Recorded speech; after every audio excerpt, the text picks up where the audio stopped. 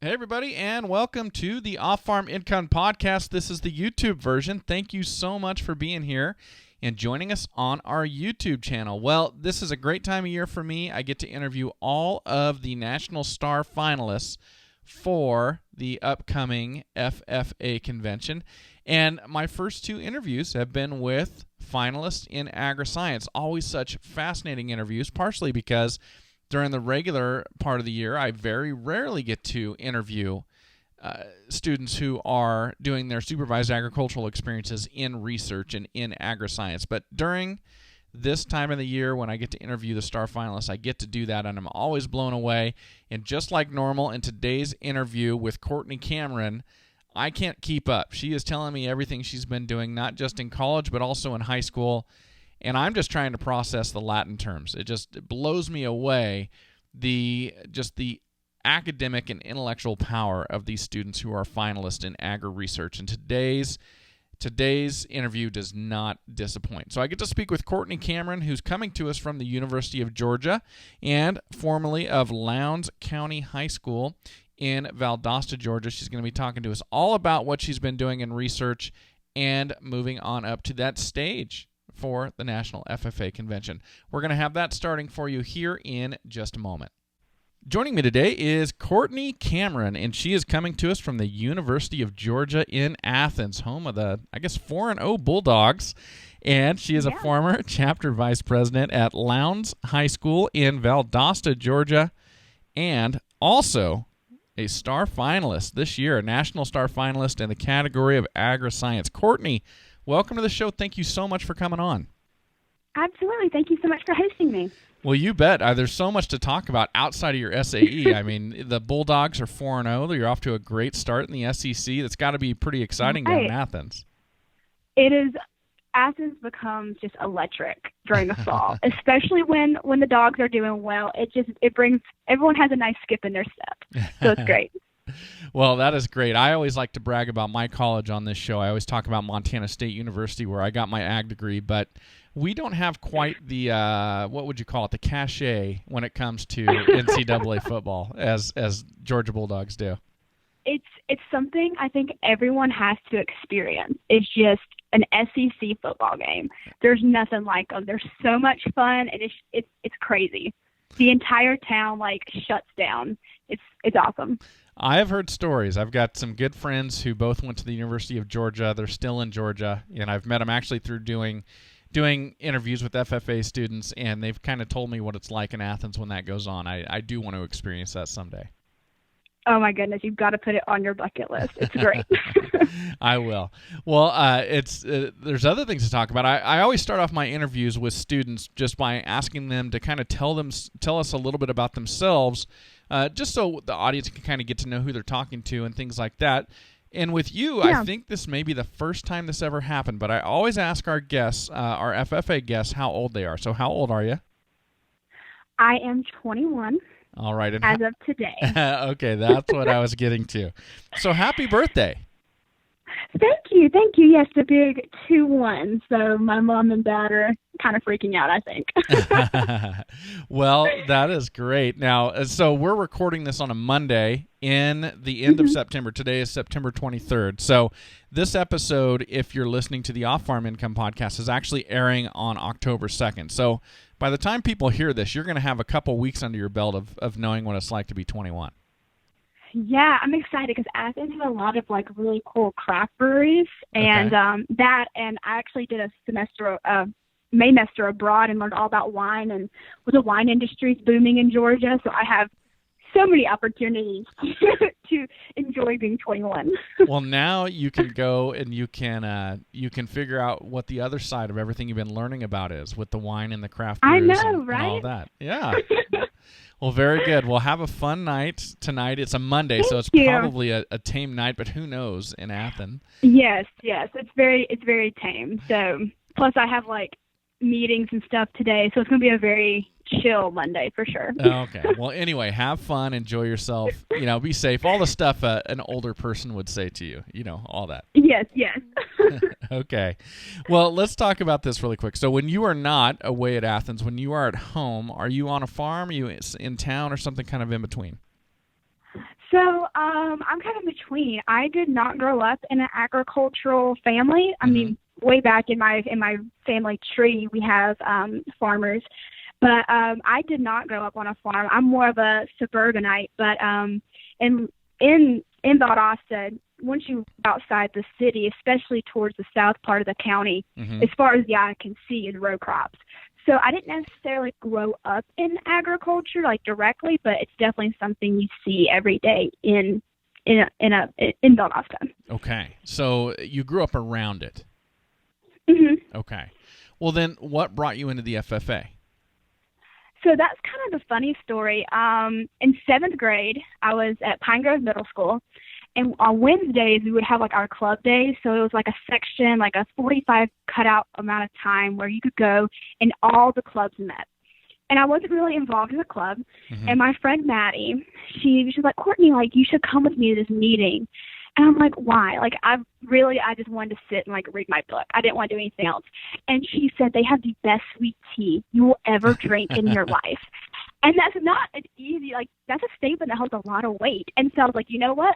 I'm going. And we went, and I really just fell in love with the people in the meeting. They were so sweet. And on top of that, there were a lot of CDEs that interested me, specifically floral design.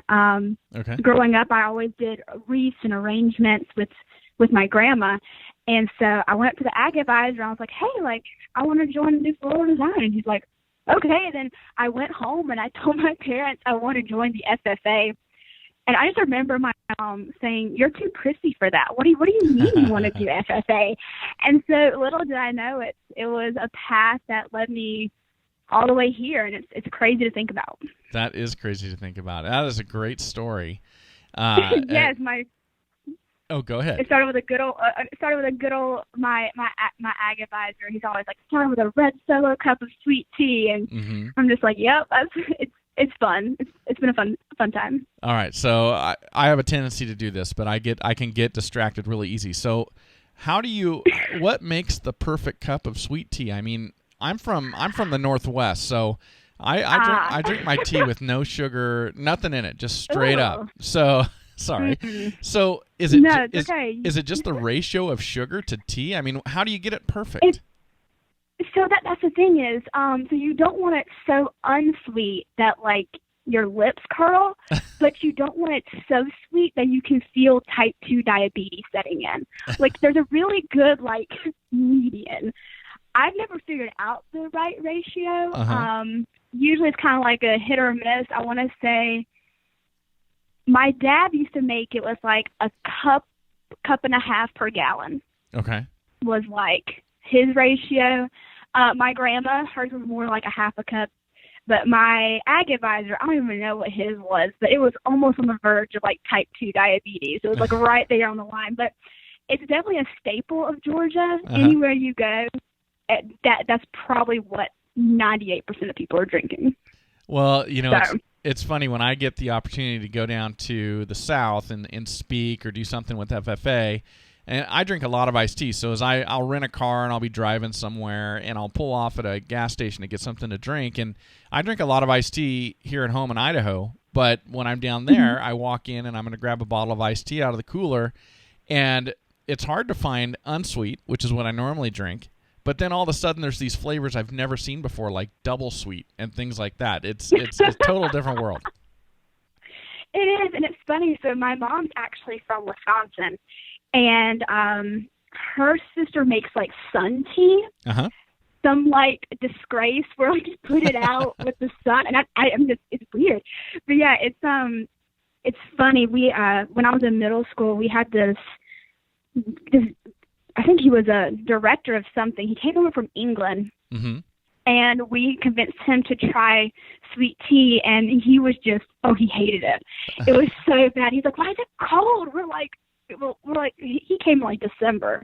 We're just like, when it hits like August, when the heat index is like 105, you want it cold. Yeah, that's right. But it's like you kind of hit or miss. Like, some people like it, some people don't. But it's really just finding the right ratio for your palate, I think. All right. Well, I could easily turn this into an episode just about iced tea, but I'm not going to do that, Courtney. We're here to talk about you. Absolutely. All right. So you joined the FFA for the T. Mm-hmm. What, yes, for the T. What got you into research? What got you into agriscience? So that really didn't happen until high school. I've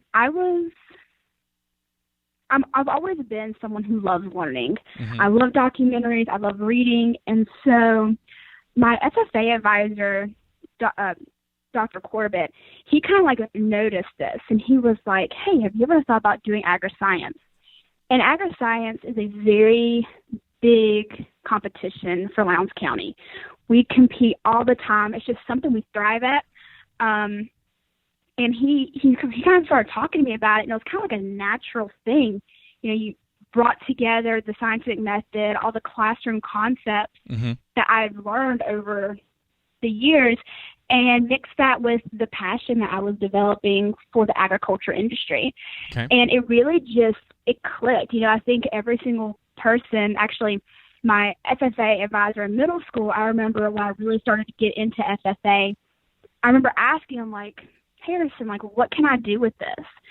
And he said, Courtney, the question isn't what can you do? It's what can't you do? Sure. Because it's so diverse and it's so large. It's really just finding your niche in it, and that's what agriscience really did for me. Was I found my niche amongst the masses of things that you can do in the agriculture industry. All right. And so that has led you to the University of Georgia. Now, what are you majoring in? Yes, so I'm a agriscience and environmental systems major. So it's kind of like a diversified ag major. I get to see everything from production to business. Mm-hmm. But I have a concentration in plant breeding and genetics, which came about through my agriscience essays, with a minor in plant pathology. So I'm more of a plant science person, but my degree allows me, since I didn't grow up in agriculture, to see the other areas. Okay. For example, I'm in an introductory to poultry science class, which poultry, specifically broilers in the state of Georgia, it's like we're number one in like the U.S. Yeah. We produce chicken, and so it's something that I've learned about and I love learning about, and it just allows me to meet different people whose passions are so much different than mine. But mm-hmm. it lets me see how big the industry is. It's really cool.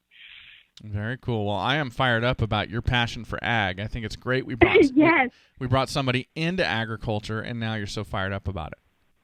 Oh my goodness, I'm telling you, it's crazy. It's kind of like it's almost infectious. Like when you, especially when like I'm hanging out with, so I'm in Sigma Alpha, which is a professional sorority for girls who are pursuing careers in agriculture, just have a passion for ag. Okay. And 90% of my sisters are animal science, and they love chickens and dairy cows and beef cows mm-hmm. and pigs, and it's like I'm the only plant person.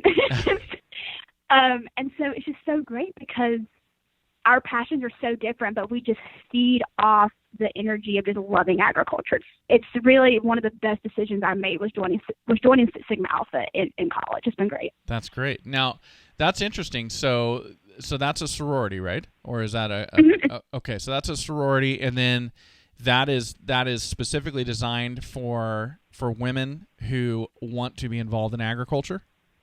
Yeah, so it actually started at The Ohio State University. Okay.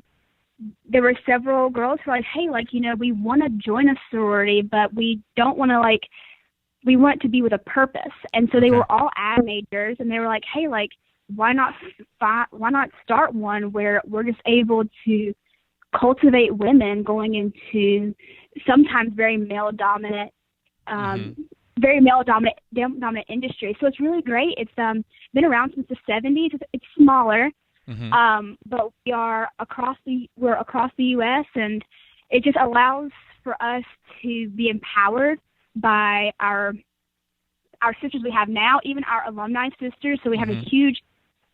a huge alumni outreach where we can talk to people. Internships. It's all about just cultivating women to pursue careers in ag. So it's really just an awesome organization. Well, that's great. That's great that there's that support, and oh my goodness, you know, as I'm interviewing Star Finalists, there's a lot of ladies on this list. You're making unbelievable contributions to agriculture.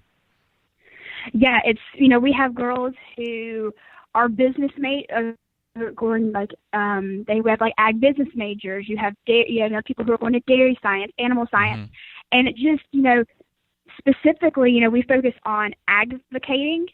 So a big part of Sigma Alpha is going out into the community, whether that's on campus, off campus, and really just allowing for there to be a dialogue about agriculture, because so many people are unaware, of exactly how the food gets to them or the science behind it.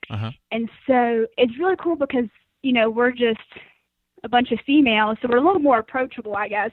And they'll come like, hey, why do you use AI on cows? Why do you even do that? Isn't that just, is that invasive? And it allows us to tell them, no, here's the statistics behind it, here's why we do it, and here's how it helps the farmer and the consumer. So it's a really, really great organization to be in. That's great. All right, well, let's do this. At this point in the show, I always love to acknowledge your FFA advisors. I know you brought them up a little bit, but can you acknowledge who those folks have been for you? Absolutely. So at the beginning, it was Mr. Andy Harrison at Pine Grove Middle, FFA, and then in high school, it was Dr. James Corbett and Mr. Quentin Hadsock. So those were the three men who just helped me get here today. Awesome. Okay. I'm going to take a quick second, Courtney, to acknowledge one of our sponsors, and everybody, that is Powder River Livestock Handling Equipment. And, of course, you've heard me talk about Powder River for well over a year now. They've been a great sponsor, great supporter of agriculture, and great supporter of the little guy. I mean, this show right here, this is me, my wife, and my daughter, and they are here behind us, helping us get the agricultural message out every single week, 4 times a week, as a matter of fact. And so we hope you'll all go over to powderriver.com and check out what they've got to offer, whether it comes to calf tables, squeeze chutes, runways, panels, sweep tubs, whatever you need to handle your large livestock safely, efficiently, and with a minimal amount of stress. They have got it for you, and they have got it done very, very well. Please check them out at powderriver.com and let them know that Matt Breckwald from the Off-Farm Income Podcast sent you to them. All right, Courtney, thanks for letting me get away with that. You're good. That's so interesting. So many terms I've never heard of before. Well, now you can take all those terms back to your sorority, and all the girls that are working with cattle, they're going to know exactly what you're talking about. I learn something new every day, I'm telling you. All right. Well, let's talk about your supervised agricultural experience. So what have you been doing there? Absolutely. So my essays are they go over a diverse background of things, diversified research. Okay. So my first year, my FFA chapter has a canning plant that we operate in the summer that allows for schools to come out and get their vegetables for the summer canned, and it allows for high school students to kind of get that hands-on learning opportunity. Okay. So my first research project looked at rapid retort pressure cooling. So a way to use glass jars to preserve food, but also do it efficiently and safely, but quicker, because when it's 105 outside and you're in a canning plant with no air conditioning and these retorts are well over 200 degrees, it gets hot really quick. Yeah. So that's kind of my first project. But after that, we had an outbreak of tobacco mosaic virus, which is the #1 viral crop disease worldwide. And so we had a small outbreak in my school's greenhouse, and I was intrigued. I was like, what is tobacco mosaic virus? Kind of started doing some research, and this led to 4 consecutive research projects looking at using acetylsalicylic acid, which is just your generic aspirin, as a way to control and prevent the virus.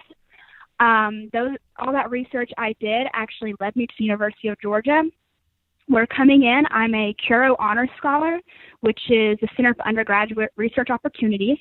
So it's a group that helps put on undergrad research, fund undergraduate research, and kind of facilitate it. Okay. So I am financially supported to conduct research wherever my heart desires. So naturally, after all my plant pathology research, I jumped right into the Department of Plant Pathology here at UGA. And I've looked at 3 different pathogens. So first, I looked at Fusarium oxysporum vasinfectum, which is a fungal pathogen of cotton. Okay. Then I did research on Neofusococcum, specifically one that was targeting pecan trees. And now I'm actually looking at Foamy Peach, which is caused by I can't really pronounce it yet, Zayella. I haven't quite learned it. I'm just starting research on that. Okay. So it's been a wild time, but we actually did the math. I have spent 30% of my life as of today conducting agriscience research. Wow. And it started off with, working like a canning plant thing, but really through my SAE, I found a passion for plant pathology and pathogens and understanding them, and it got me here today. Wow. I'll tell you what, the way you throw out those terms just blows me away. So I actually I have a science degree. It's an animal science and range management from Montana State. And as part of the range management, I had to learn the common names and the scientific names of all these different range species of plants. And that has got to be one of the toughest academic things I've ever done in my life, trying to memorize those scientific names. And I can't remember one of them. I don't know one of them. Yeah. No, I think I sat down with my research mentor who was Dr. Maren Brewer. She's a mycologist here at the University of Georgia. And she would have to sit down with me and take it like part by part, because with like my accent, I was dropping letters, slurring here, and she's like, Courtney, you can't present research and be sounding like some hillbilly. So you learn how to really speak, I guess, when you do a bunch of Latin will do that to you. Oh wow! Well, it's pretty impressive. So tell me about results that you found. I guess let's start back in high school with the canning. So what did you find? What did you figure out? So with the canning project, we found that by spraying the outside of the retort, but keeping the pressure steady and allowing the temperature to drop, we were able to decrease canning time by 10%. Okay. Or no, sorry, 20%. So we were able to get the product, especially in glass jars, because a lot of consumers are wanting to move back to mason jars instead of tins, like tin cans. Okay. So we were able to drop the time it took to actually process, but also ensured a safe product. So it was properly sealed and would store for however long you needed it.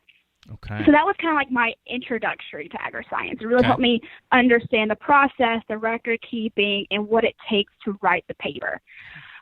With the TMV study, we looked at several different variables. So first off, we looked at using the treatment of aspirin in general, and we were actually able to decrease infection once it occurred. So then we looked at using a systemic treatment, which is applying the aspirin to the roots instead of spraying it topically like we had done previously.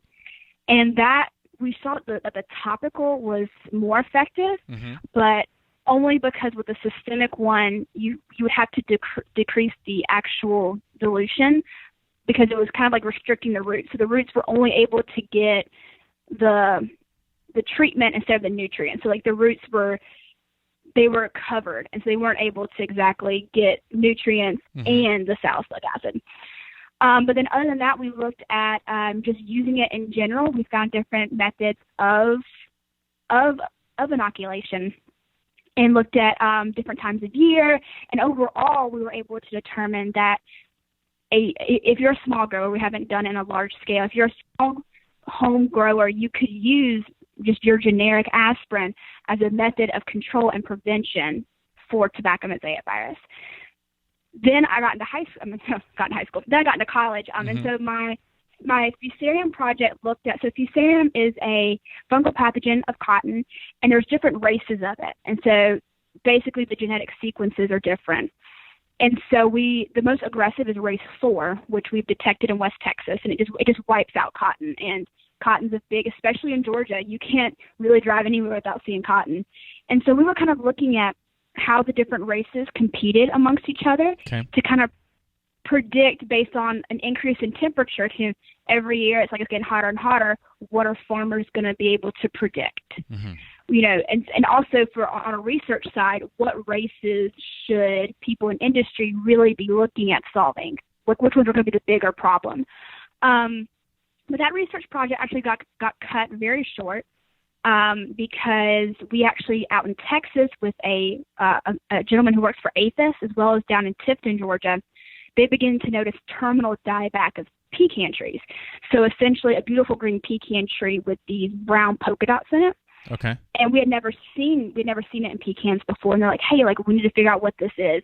And through phylogenetics, which is comparing genetic sequences and using morphology, so how what the fungus looks like, I actually, me as well as my research mentor, found a new species. So I got to name the species, which is really cool.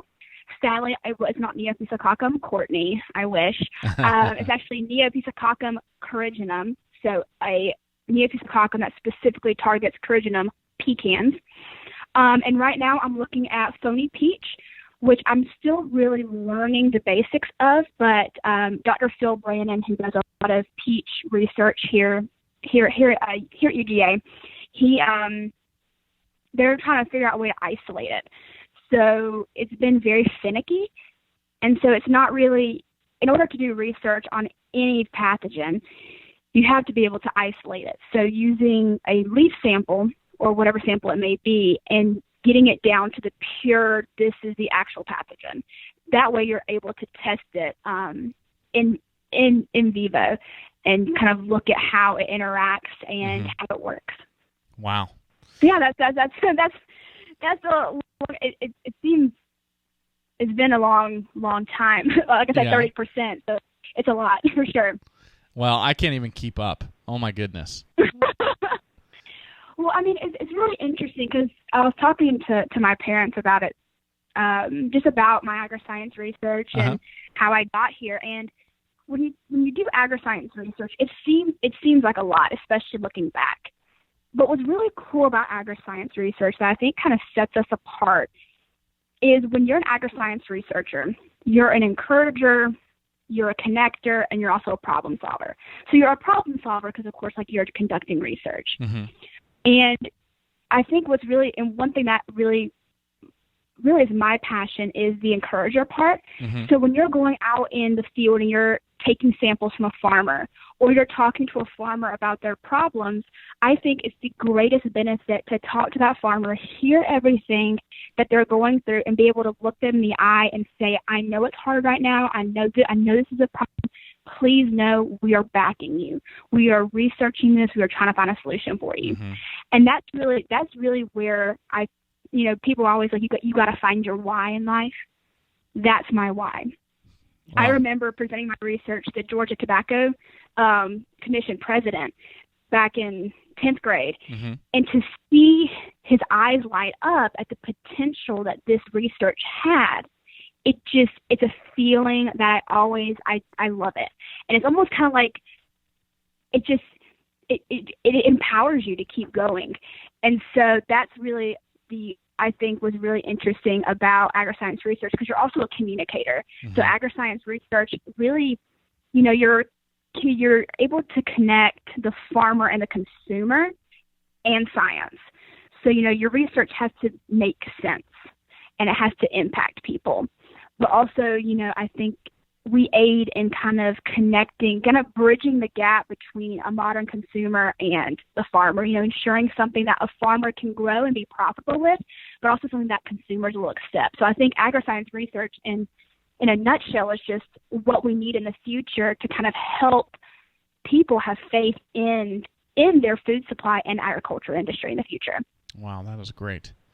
Well, now you are in your third year of college right now, correct? Yes, it's scary. So you've got what, 4 more semesters theoretically until you're done with your bachelor's degree. Yeah. What happens after that? Are you continuing on in college, or are you going to work? Well, so I've decided to continue my education and pursue a Master of Sciences. Okay. Don't know quite where that is yet. The University of Georgia is great, but I'm also looking at the University of Wisconsin and NC State in North Carolina and Colorado. I think it's important, if you're going to go into agriculture, you need to diversify yourself. So kind of going outside of Georgia would be awesome.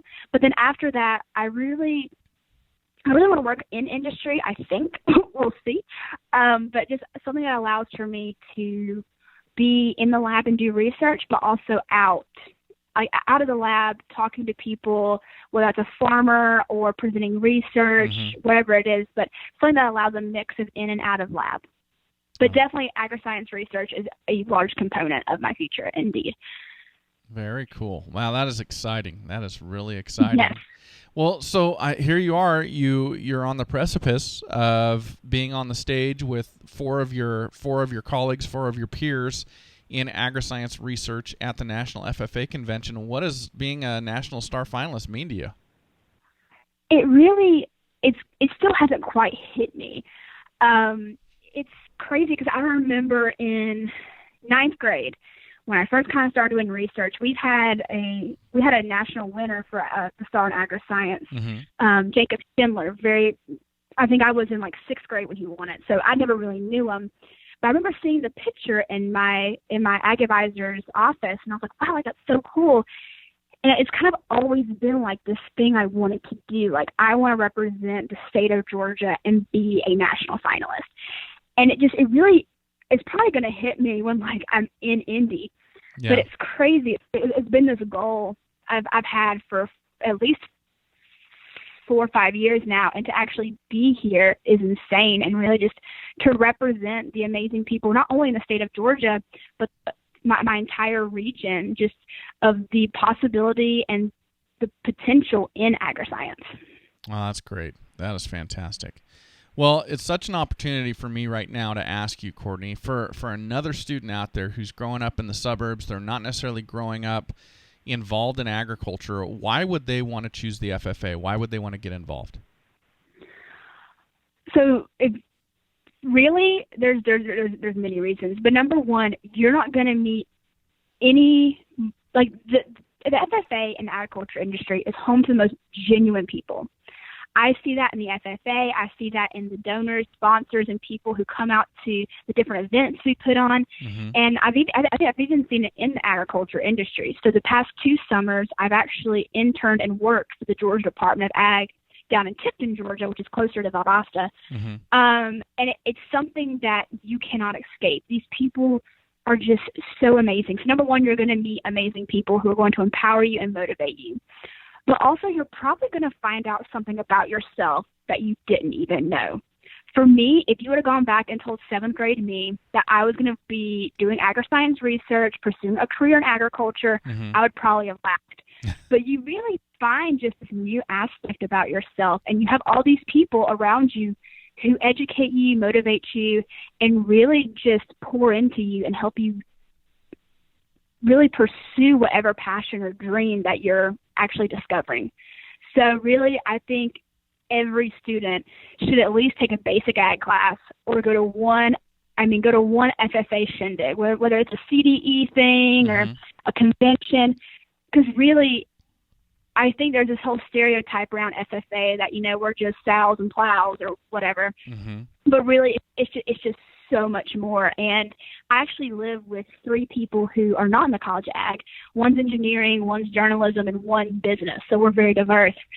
And when I bring sisters over, they are just entranced about, because they just see their food, they see their clothes, and they don't think of the time and effort it took to get to that product. And so it's really, I think there's a lot of untapped potential with people who haven't ever looked at the agriculture industry as a job. So I think they just need to go. Just do it for 1 year, and you will fall in love. In your humble opinion. Yes, in my humble agriscience opinion, I think every person should do it. Absolutely. Well, that is great, Courtney. Well, oh my goodness, congratulations to you on being a National Star Finalist. That is huge. Top 4 in the entire United States in FFA. I mean, that's unbelievable. And hey, best of luck to you at the convention. I hope everything goes just the way you want it to. Absolutely. Thank you so much for hosting me and let me talk about my research. Well, everybody, thank you so much for joining us today. Thanks to Courtney Cameron for coming on and just knocking it out of the park with that interview, talking all about what she's doing in agriscience and in research. Man, so exciting to interview these students. Love the fact that you're joining us here on our YouTube channel. And as always, enjoy your journey to the ultimate lifestyle business, agriculture.